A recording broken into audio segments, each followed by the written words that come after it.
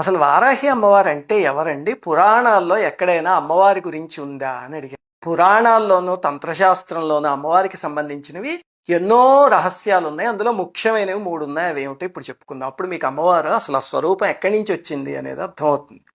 అన్నిటికన్నా ముఖ్యమైనది ఏమిటంటే బ్రహ్మాండ పురాణంలో లలితోపాఖ్యానము అని ఉంది. అంటే లలితాదేవి చరిత్ర.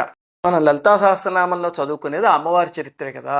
ఆ అమ్మవారు భండాసురుడు అనే రాక్షసుణ్ణి నాశనం చేయడానికి ఆవిర్భవించారు. అమ్మలందరికీ మూలపుటమ్మ. అయితే దేవతలందరూ అమ్మ మేము కూడా మీకు సహకరిస్తాము అంటే, నాయన మీరు సహకరించలేరు, మీరెవరూ చేయలేరు ఈ పని, నేను నాలోంచే ఒక సృష్టిని ప్రారంభిస్తాను అని చెప్పి అమ్మవారు తనలోంచి ఒక సృష్టిని చేశారు. అప్పుడు అమ్మవారి హృదయంలోంచి బాలా త్రిపుర సుందరీదేవి పుట్టారు, చిన్న అమ్మవారు. అమ్మవారి బుద్ధిశక్తి నుంచి శ్యామలాదేవి పుట్టారు. అమ్మవారికి, లలితమ్మవారికి నేను అనే ప్రజ్ఞ ఉంటుంది కదా, అహం అని. మనందరం కూడా నేను నేను అంటూ ఉంటాం. అలాగే అమ్మవారి యొక్క అహం అనే ప్రజ్ఞ నుంచి వారాహి అమ్మవారు పుట్టారు. అప్పుడు వారాహి అమ్మవారికి కిరిచక్ర రథాన్ని ఇచ్చారు.